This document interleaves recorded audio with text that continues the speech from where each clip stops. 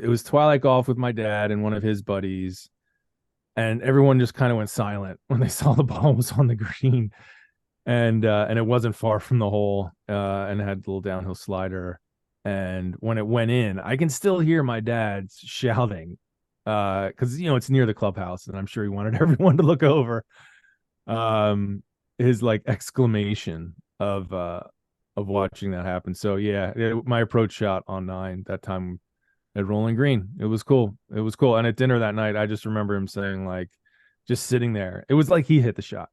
And that was the cool thing about it, right? Like at the end of the day, like me making an eagle, um, it's it's great. But doing it with your dad there at a course he belonged to for 40 years and had long ago left reaching it in regulation behind him, to be able to do that with him was cool.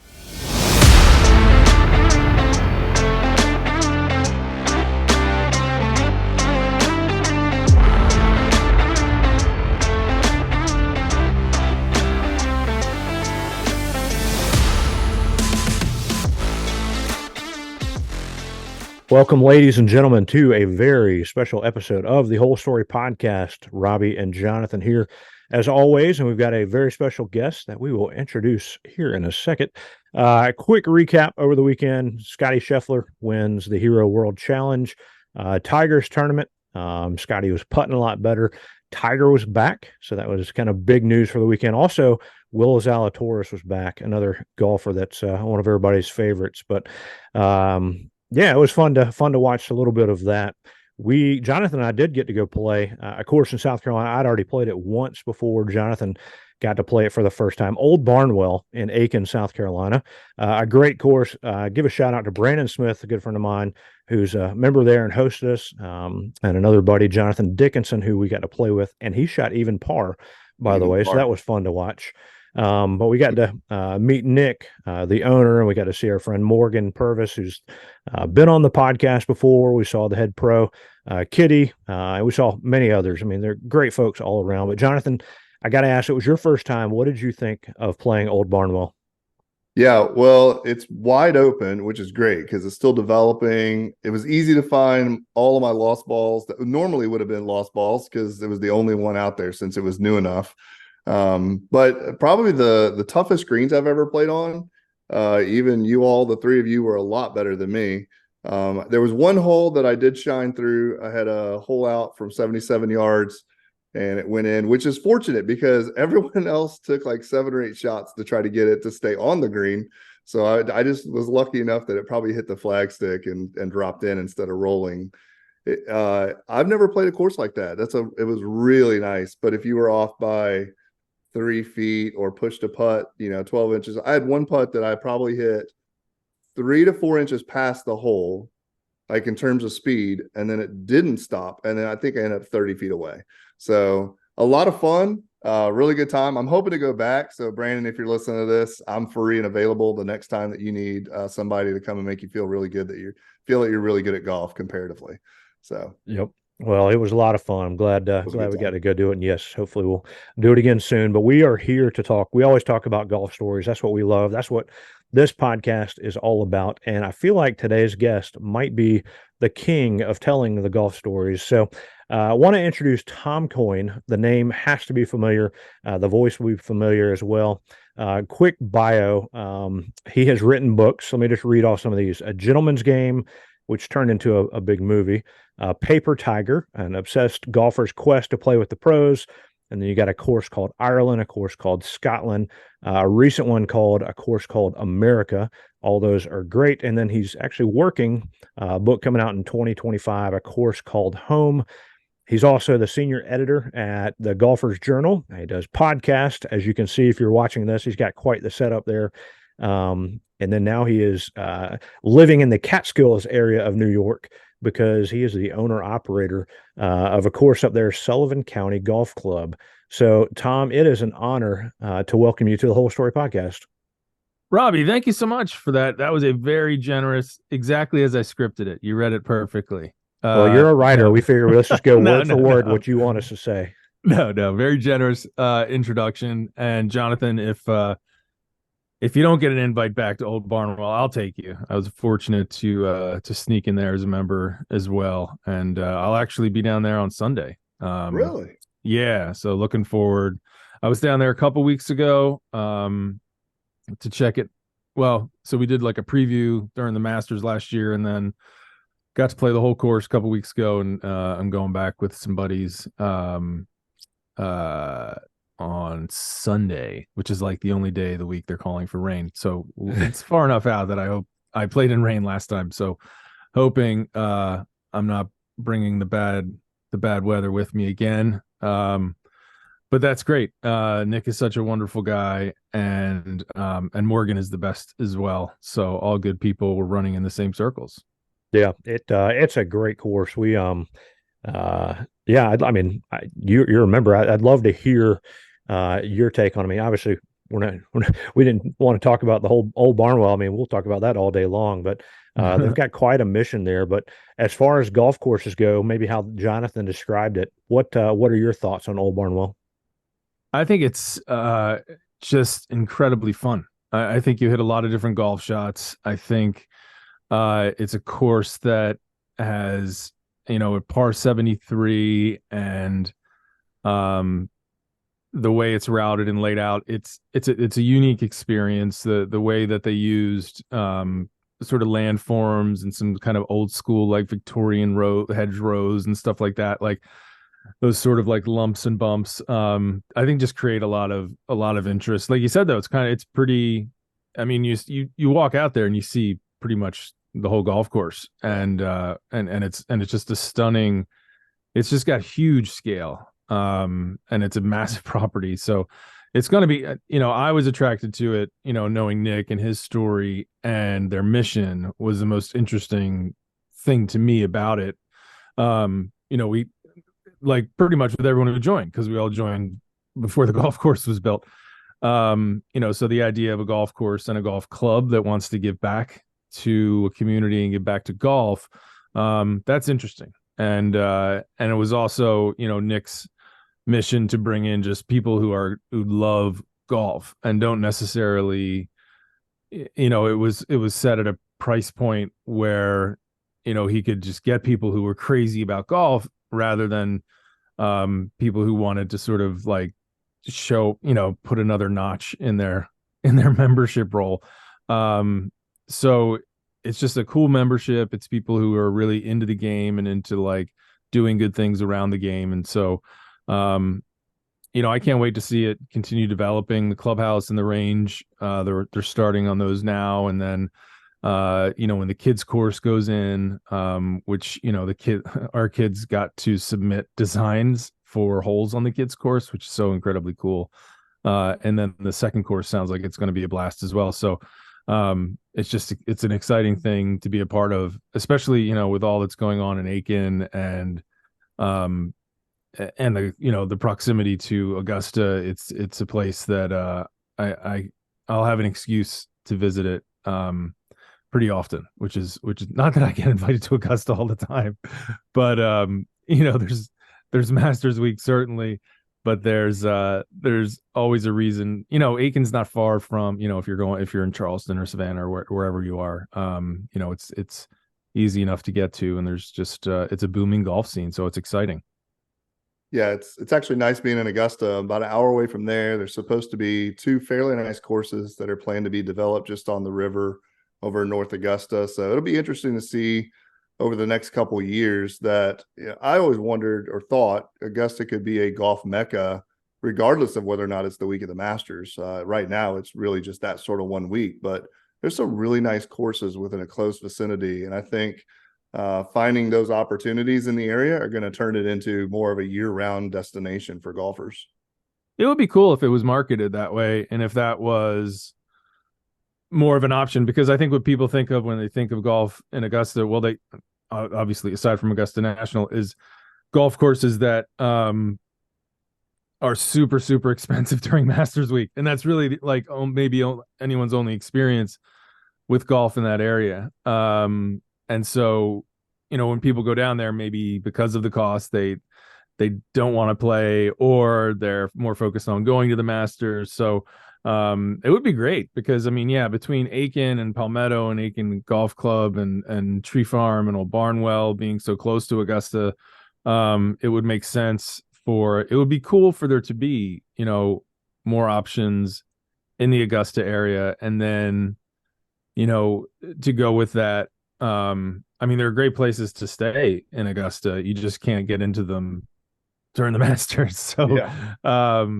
so it could be a great golf destination for sure, especially if they opened up, if they did tours of the National. But I don't think Well, that's I don't let's not think get that's carried happening. away. Let's not get carried away. Wouldn't that be Whenever they fun? build their public course across the street, maybe that'll become one of those things. Yeah. Yeah. Yeah, I'll take it. Robbie lives up in Columbia, South Carolina. I'm here in Augusta. So yeah, any Nice. opportunity to have better golf courses nearby is never a bad thing. I love Columbia. I always fly into Columbia, and and for like 6 Masters in a row, I stayed in Columbia, Yeah. because it was just always the first civilization where the hotel prices hadn't changed for the week. Yeah. Well, they still want to raise them a little bit, but it's not too Yeah, bad. yeah, Yeah. and it was like, it's like, all right, I'll drive an hour. But people don't, people just think, oh, I should fly into Atlanta, but Columbia is the way to go. Absolutely. Hidden gem. Yep. Well, Tom, how for those of you that don't know, obviously, again, if you're on YouTube and you're watching everything in the background, all the books that you've written, when did you fall in love with golf? Was that something that was as a young 3-year-old, the story of the cut down clubs, or was that later on in life? I came out of the womb wielding a putter. No, I did not. That was not my story. So I started playing when I was maybe 8 or 9 years old. My older brother was a very good player. And I was sort of the last of five. And he was going off to college. So he went and played at Vermont, and the bastion of great collegiate golf, for the 2-week season they have. But he was a good player, and you would think, you'd say, oh, okay, because your brother did it, you'd want to do it. But I actually didn't want to do it because my brother was good at it. Like, I wanted to do something else. Like, that was his thing. So I resisted it, I guess, for a couple years. And then, probably age 8, age 9, went to the junior clinic and started playing, and then started playing the junior inter club. And by the age of 12, I gave up baseball to focus on golf in the spring and summer. That was also coincided with the time I started caddying. So for me, caddying was the biggest. I owe a ton to caddying. It's really the only other job. Well, I was a professor, but sort of, my first job, and I did it for 12 years, and it created a connection with golf that went sort of far beyond just the playing of golf. I think it really gave me an understanding of people. Caddying's so great because it's sort of an upstairs downstairs experience where you're I'm caddying with guys who live in West Philly and South Philly, and some of them are living pretty tough lives, and then you go upstairs and you're there with the membership, and it was just a great education in people. It was also a great education in storytelling, because I think still the best storytellers I was ever around in my life were the caddies at Rolling Green, where I grew up.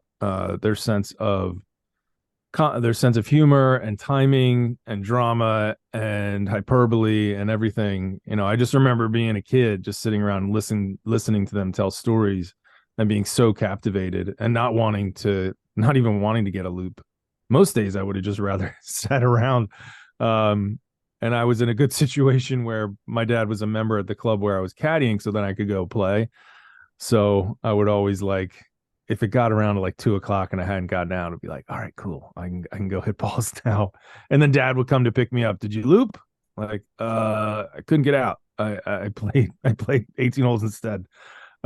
Which was never, it was not his You didn't plan. buy it, huh? No. But yeah, caddying was huge. So I started pretty, I guess, relatively young by today's standards. Maybe I was an old man when I started, but Yeah, it was part of our life for since I was pretty young. Well, and you talk about caddying being the best stories. I was watching one of those stories on YouTube, and you kind of hinted. You told this guy's like, you kind of have it figured out, right? The best life of you get to be outside, an amazing space. You have a lot of freedom. So, what is it about caddying? I've never caddied except carrying my own clubs, and that Mhm. just seems really hard. What is it about caddying that just seems? I don't know if it's mystical, magical. What would you label that? For me, it wasn't a mystical, magical Bagger Vance kind of Okay. thing. It was like a keep up, as people say, keep up. Uh, oh shit, what is it? Keep up, put, shut up, um, and show up. So yeah, if you did those three things, you were usually okay. Um, there wasn't a lot of once in a while you'd get a steady loop that you would ask for your opinion on things, but I mean for me it was just about relationships and sort of getting taken under the wing of older caddies or kids I looked up to and being treated as an equal. A big thing for me too was like, even though I was like a member's kid, I really was not conscious of that, but I didn't want to be a member's kid. Like I just wanted to be one of the guys, and that they accepted me for that. And that I got to hang out with, all these interesting people and do all these crazy things. And, it's where I learned to smoke, learned to drink, and learned to gamble. It's like all the important things in life, right? And to tell stories. So, yeah, it was a lot of laughs. It was, like you said, like a lot of freedom though. And, you got to spend 4 hours outdoors watching golf and then got like a pretty good cash payday. Not like what they're getting, people are getting now. Caddy rates have far exceeded inflation. But if I went home with $50 in my pocket for two bags, I was like, man, look what I got. And that was pretty awesome. But yeah, it's a little pricier now, to take a caddy. And it's funny now, like you'll go to places and a caddy will, like if you go to a resort or something, a caddy will switch out your bag for like a lighter bag. Not to be like, oh, in my day, because I'm not that old, but we would still like encounter like leather bags and like these kind of suitcase bags, and like the ping tour bag, the white ping bag was a big thing then. Yeah. And we would carry it. And and up and down at Rolling Green is a hilly golf course. So it wasn't the easiest physical job, but I feel very fortunate that I got to work alongside of the people that I did. Well, you mentioned the golf story part and the sitting around and listening to those guys, and maybe that's what developed your love of the golf story, hearing it and then maybe telling it. So, I guess in your perspective, what makes up a good golf story? Yeah, I think a good golf story is about maybe golf last, in that, the elements of great stories, just the elements of stories, whether it be, character, dialogue, scene, detail, all those things are essential. And so a good golf story executes all those things well. It's built upon scenes. It has plot, meaning that there's cause and effect from one scene to the next. So there's just like the building blocks of good story are there, right? So for me, like a good golf story reads with the suspense and drama of a novel. And my training was like as a fiction writer. So I didn't come to this from a sports journalism background. Who knows where I'd be if I did. I'd be PGA Tour commissioner. I don't know. I would it's just been a little different path for me, and so I'm sort of an accidental golf writer.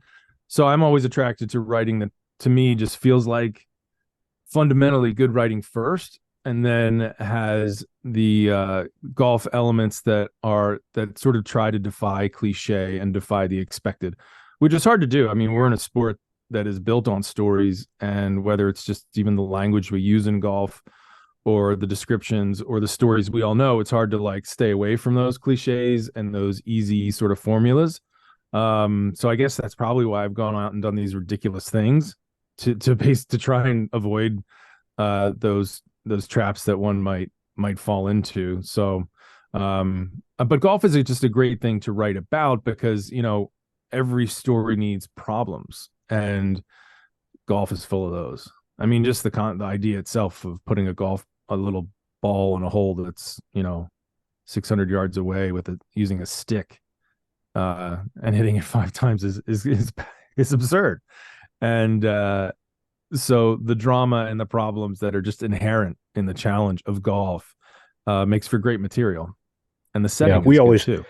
We always talk about, you know, it's not about what you shoot and sometimes even where you play. It's about the company, right? Because, you know, the company you're with, you are going to remember that a lot more than what you shot. Yeah, there'll be stories about what you shot, maybe the swings or the good one or the one that lipped out or whatever. But being around those people, so it sounds like, you know, you're kind of describing that in your writing. It's, you know, I guess maybe no one wants to read I'll hit it here, then here, then here, and that's it. They want to hear all the things that surround. I think that's why your books, you know, there's so many things around you hitting that white ball down the fairway. Yeah. Well, thank you for saying that. And right, because I mean, think about like how tedious is it to listen to someone recount their round to you. My wife loves hearing how I oh, I know. So does mine. Every time I come home, she said, please, I want every shot. You know, it's brutal, but we all find ourselves doing it. You know, we're on both have been on both sides of that conversation so many times. So yeah, as a writer, like I don't want to fall into that pattern either, where I'm, you know, this is what the 5-iron felt like, and then it left me with a perilous chip and stuff like that. Like, dude, nobody cares. Like, life's too short to listen to that. I'd rather go play golf than read that. But as a writer, if I can tie that into the big ideas and the big questions that should be sort of that are at the heart of like everything we would call art, which is like those questions of like, what the hell are we doing here? You know, if I can like poke around at some of those ideas through golf, and golf is a great vehicle to do that, then you know, then I think you're providing something that's maybe that's worthwhile, and I would say, okay, maybe read this instead of play right now. But yeah, well, speaking really of reading, play if you can. Yeah, play if you can. But speaking of reading, and this goes into playing, I challenge anybody to read any of your books and not be jealous, right? Of the trips you've taken, of the experiences that you've had, the courses that you've gotten to play. So I highly recommend all of your books to people. I think one of the funniest stories, and you know, if you're reading it or listening to it, you know, an audible book or whatever, the story where you're in Ireland and the bathroom story, right? Where Oh my God. that I challenge somebody not to like fall over laughing while listening to you recount that story. Yeah, that one. You had to bring that one up, Robby. I mean, but it's in the middle of a golf book, and it's like these are the things that guys can relate to, or golf trip people can relate to, because there's always something weird that happens in the house or whatever, and it's just it's a great piece that adds to the goodness, I would say, of a course called Ireland. Well, thank you. No, I appreciate that. Yes, I'm hated the golf world over, I hope, or at least among my friends for you know that I've gotten to do some pretty cool stuff. And I'm very, very fortunate for that. The of course the books are the sort of glamorous side of it. We don't there's I don't write about, you know, the year that you spend sitting in this room trying to make it all turn into a cohesive story. But yeah, no, I would not, no complaints. I've been very fortunate. And yeah, the hijinks on the road, that episode is a terrifying one, even for me still to think of. It still freaks me out. And I wrote it in such a way that it could have been cut from the book. Because when I submitted the manuscript, I was like, there's a chapter in here that I don't know if anybody's ready for it. And Yeah. so I was like, because it's so I wrote it in a way that it could be cut and it wouldn't divert the narrative at all. And I remember the president of the publishing company read it and said it was the funniest thing he'd read in a year, and there was no way it was being cut. And so I was like, all right, now I have to deal with the whole world knowing the story. So in any event, if you're curious, that's a good teaser. Now someone has to go get A Course Called That's right. Ireland to hear Yep. what we're talking about. All Highly right, recommend it. thank you. Do you find yourself, we're obviously, we've had a lot of folks on, we've had photographers, we've had a couple singers, which is an odd thing in the golf world. But do you find it hard to play golf and not also be thinking about writing the story about what's going on at the same time? Or can you really just kind of lose yourself in that moment? And maybe even vice versa. Do you find it difficult to be writing sometime when you feel like you'd really just rather be lost outside? Well, I'd always rather be golfing, right? For sure. It depends. I mean, there are certain rounds where if you know that you are there to get a story or really dive deep on a particular course, or that you're doing a profile of somebody, etc., yeah, you're definitely distracted then. I'm probably not that distracted though. I have a hard time, like, I really, if I'm out there, I'm playing and I'm into it and I'm grinding, and I'm actually not that interesting, I don't think, to play golf with for that reason. If someone had like read the books and then say, oh, I'm gonna play golf with you, and it'll be entertaining and funny or whatever, I'm like such a disappointment, I think, because I'm really kind of out there, and I probably won't say a word other than like that's good, or pick it up, or that's not good, probably say that a lot. So like, yeah, I get really into my golf. So it's funny. I do have pretty good recall of a round, and I'm paying close attention to like who I'm playing with and what I'm looking at, so I can craft a story out of a round of golf, whether I was grinding or whether I was paying more attention. I mean, but there's certainly been rounds where I've been like, where you're playing with somebody, famous, or that you're writing about, and it's hard to focus on your game, or that fear creeps in of like, you're of that sort of self-consciousness about your golf. It's very hard to play that way too. So not wanting to embarrass yourself in front of somebody, but yeah, golf is still for me always interesting. And until I shoot 54 someday, it always will be interesting. And since I'm very, very far away from doing that, I have a lot of golf left to play. You talking about in the front nine, or are you talking about? Exactly. Yeah. Exactly. It's just, we're never, no one's going to perfect this thing. So it's always, there's always something to go get, which is cool, because I mean, that's just like, probably like a lot of golfers have, like, my personality, like I'm kind of like an obsessive chaser. And in some parts of my life that was unhealthy, but golf is one of the healthy ones. So it definitely suits that side of my personality. Well, you've kind of shifted your golfing focus to a new project up in the Catskills area of New York, Sullivan County Golf Club. How does it feel to be an owner operator of a golf course? It is it's all your dreams and nightmares come true in one moment. No, it's fantastic. It's an honor to be a part of it, and it's exciting to sort of be on the other side of golf. Especially, and not to be like sentimental about it, but I've lived a pretty charmed golf life as a recipient and an enjoyer of golf, and it just felt like, okay, it will not only be interesting and fun, but probably like worthwhile just to get on the other side of it and become a provider of golf, and see what that entails. And like, and it's so to that, and it's been a tremendous education in that regard, to see what it takes to make golf happen.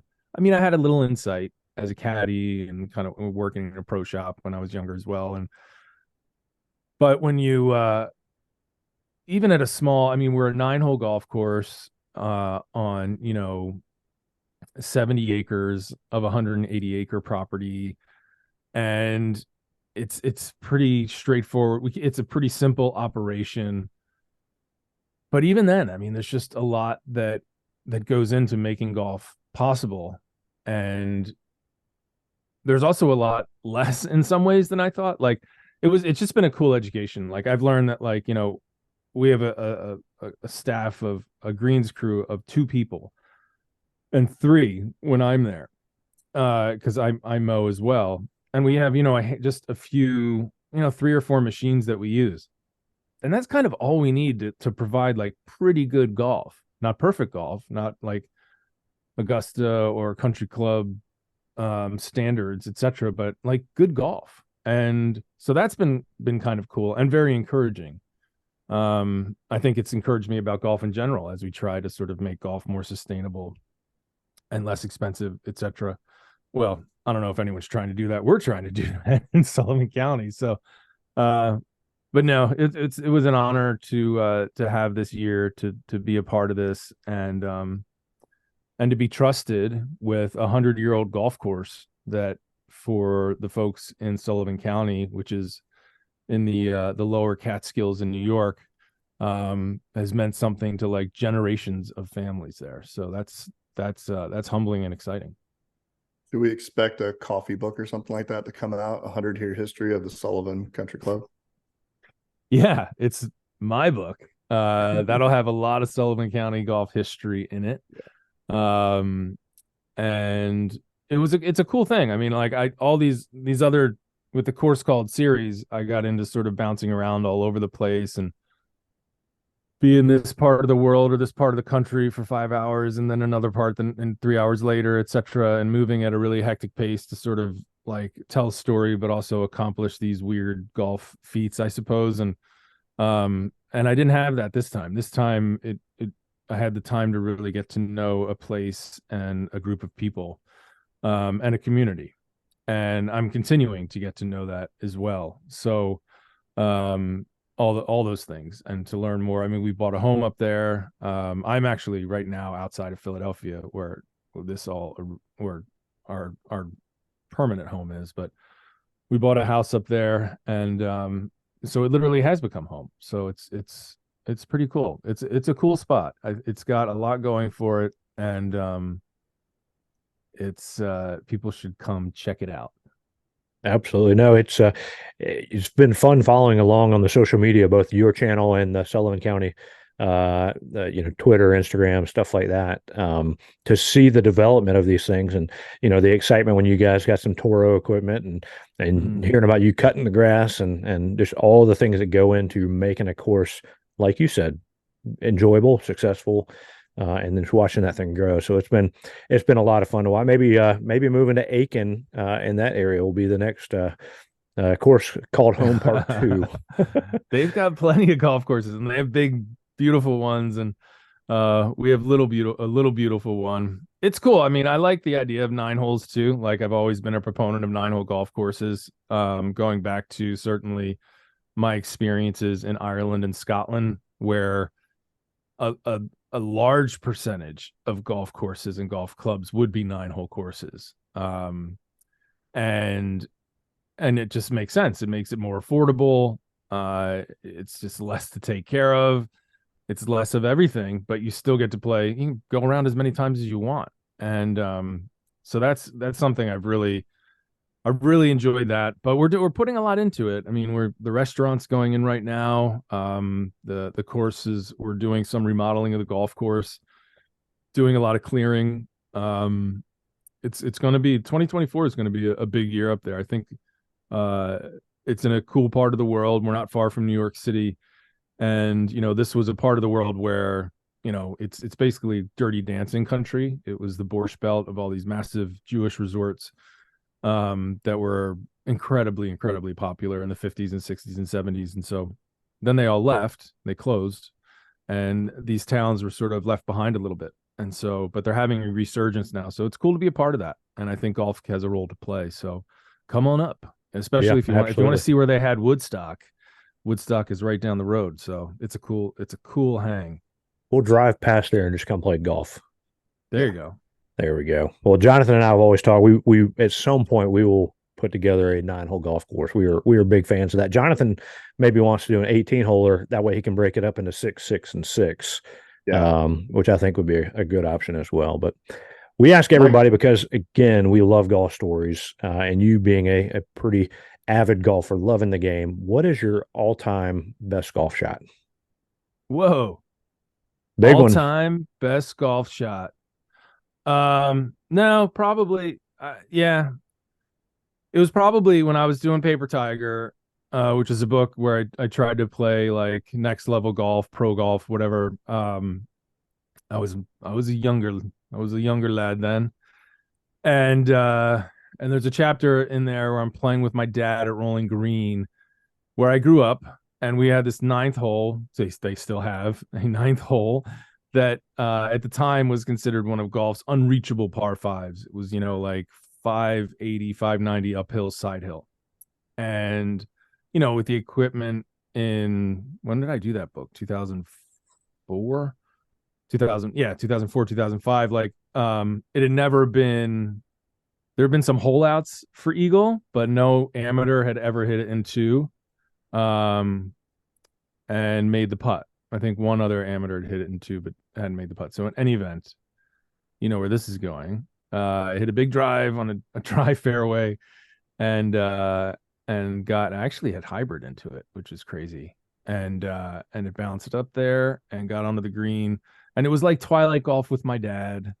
I'm doing that thing I said is really boring, right? When you replay every shot of your round. It was Twilight Golf with my dad and one of his buddies. And everyone just kind of went silent when they saw the ball was on the green. And it wasn't far from the hole, and it had a little downhill slider. And when it went in, I can still hear my dad shouting, because it's near the clubhouse, and I'm sure he wanted everyone to look over.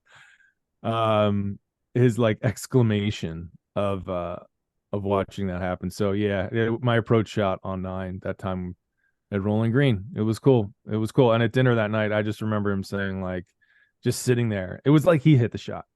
And that was the cool thing about it, right? Like, at the end of the day, like me making an eagle, it's great. But doing it with your dad there at a course he belonged to for 40 years and had long ago left reaching it in regulation behind him, to be able to do that with him was cool. That's incredible. It was fun to read it in the book, but hearing you tell that story is pretty fun. And I think, like you said, recounting the shots, yeah, but having your dad there and watching him celebrate you doing it is what makes it. Yeah, for sure. Yeah, it's for sure the memories of the individuals around it and the stories that were told for, I'm assuming, not a short period of time. Every time you came back to that number 9, there was always at least a little bit of a conversation, right? Well, I would start that conversation if someone else did. When you bring a guest, like, this hole's only been hit. Now, is there a plaque in the fairway? It should be.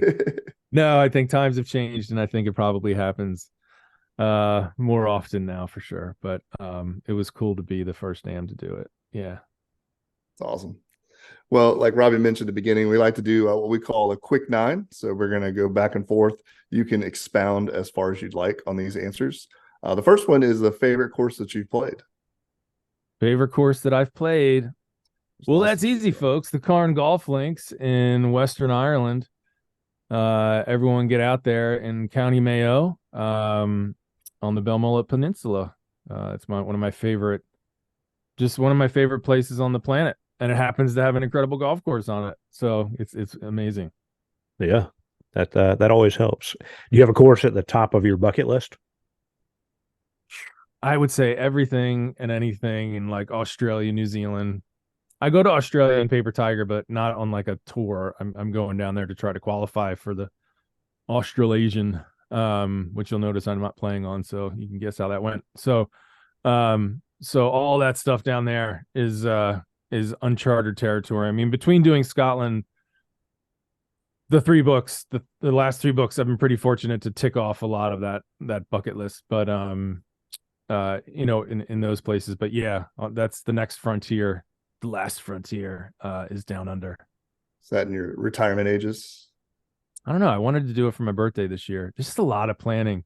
And because you can't, it's not one, it's like you're going once, well, this would be twice for me, but Um, again, like we didn't play a lot of golf that first time.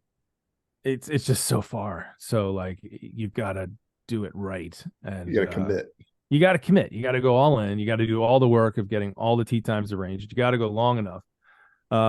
So I just need enough bandwidth, I think, to get that sorted. Although I'm assuming the course in New York closes down for the winter, and that's summertime down under. So it's like perfect timing, right? I forgot about that. And the toilets go backwards when they flush. That's right.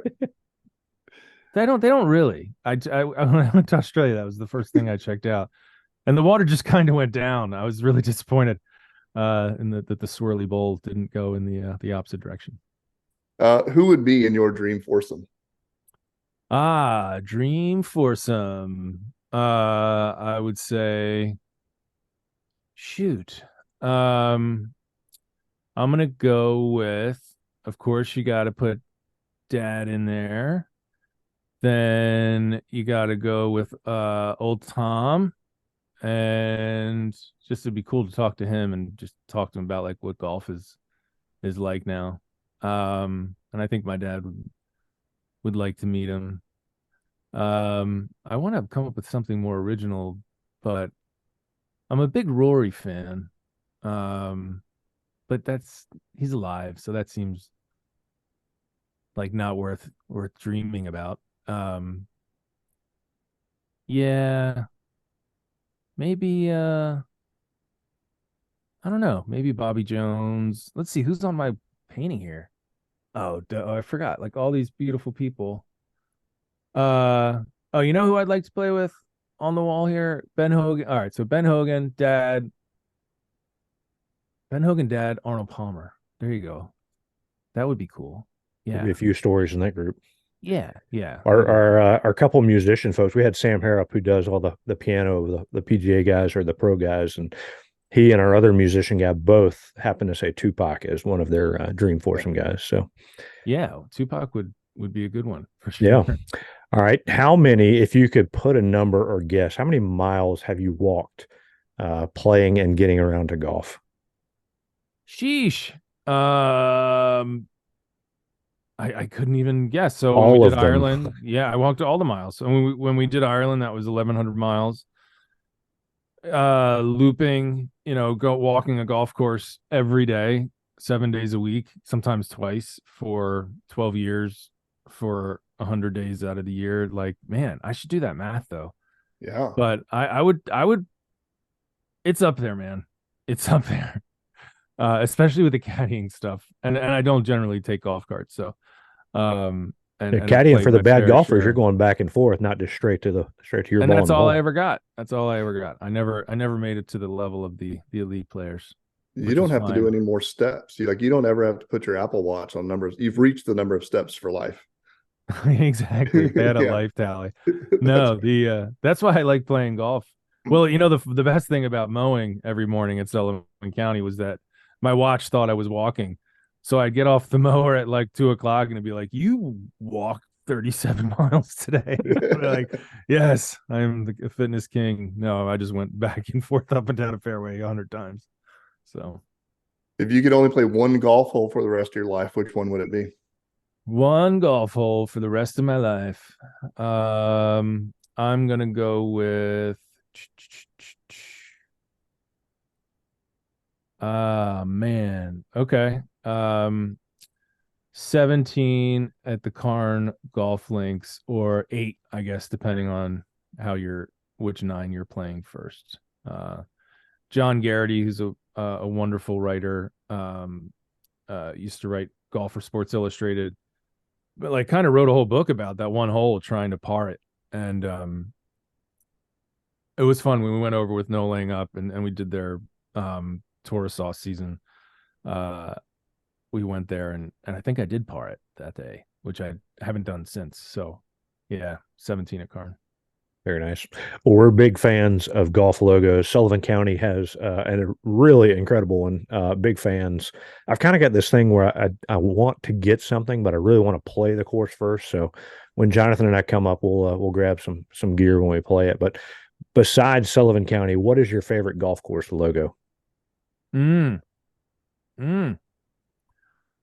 Uh, I will go with again, I will look at my wall. I've got to go with Chicago Golf Club, far and sure. I just love the beauty and simplicity of the words and that old golfer swing, and I think it's a really cool logo. I mean, I like the animal logos. I think Old Barnwell has a really good logo. But let's be honest, guys. The best logo in golf isn't a golf course. It's right here. It's the Broken Tee of the Broken Tee Society of That is an incredible the logo. Golfers Journal. Okay. If you don't know about the Broken Tee, folks, make sure you go to golfersjournal.com and find out today. Absolutely. Great plug. My favorite question we always ask, what is your favorite snack on the golf course? Ooh, nice one. I'm gonna go with, well, the best. It's more like a meal, That's the really, best but I kind. think, yeah, I think like in a course called America, I went to Olympic and spent the whole chapter writing about the burger dog, and I still think it's the best on course food item that I've ever had. Yeah, I gotta you gotta go burger dog. I'm not a huge like food at the turn guy because it's either messy or it can change your it can slow you down or whatever, like I don't like throwing a lot of calories on unless I'm playing bad. I don't care, I'll just eat whatever. But the burger dog has to happen. It's more important than the golf, let's be honest. See, and I start thinking about lunchtime at 9 o'clock in the morning. Like when I'm in the office, we're like having conversations about lunch. I had tacos in Cabo and it changed my life when it comes to, I'm so disappointed at a golf course when they don't have taco stands. Yeah, dude. Well, I mean, there's some good eats out there. I think Stream Song does a really good job. They've got the barbecue, tacos, each course has its own thing. Yeah. I think there's a lot more attention being put on that now, especially with, new developments and new courses. Yeah. Dude, I think you're the third person saying the Olympic Club with the burger dog. Patrick Koenig said, well, there's no other answer. It's the burger dog. It's weird that it's that good is the crazy thing. Like, cause it's basically it's ground beef in the shape of a sausage, right? So like, who cares? But however they do it with the onions and seasonings or whatever, it's like, man, this is just like perfect. So, and it helps you playing at the Olympic Club, so that probably makes it taste a little better. Yeah, it's not a bad spot. If you could go back to 23-year-old Tom Coyne, what advice would you give him? Shoot. 23-year-old Tom Coyne, I would say, chill out, dude. It's gonna be all right. With my need to have everything done now and perfectly, I would tell him probably just tell him to relax and maybe drink a little less. But we figure out those things in our own time. All right. And last question. Who would you rather have a national championship, Notre Dame or the Eagles? Dude, I'm a Saturday football guy. I love my birds. I love the Eagles, and it's great. But, you guys are in the South. There's no connection like your connection to your college football team, or your alma mater. So, dude, it's all about Notre Dame football. And if that ever happened in my lifetime, well, it did. It happened in 1988, but it feels like it's been a lifetime. And now, since it seems like half the team transferred out, this stuff is crazy, man. Like it really is. It's just nuts. Like I'm not going to recognize half the offense next year because they'll all be transferred in from somewhere else. It's I don't know. In any event, Saturday football, baby.